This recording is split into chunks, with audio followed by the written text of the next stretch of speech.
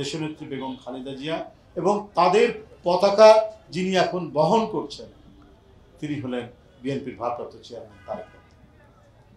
আজকে সেই নেত্রী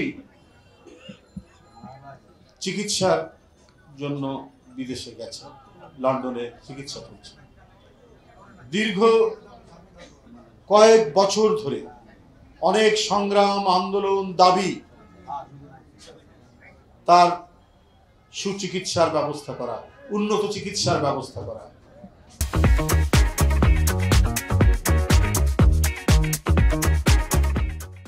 কিন্তু এমন এক দানবী রাষ্ট্র ক্ষমতা দখল করেছিল, মানে মৃত্যু, হত্যা, রক্ত এর মধ্যেই থাকতে তিনি ভালোবাসতেন। রক্তের গন্ধ যেন তার কাছে ছিল সবচাইতে প্রিয় গন্ধ।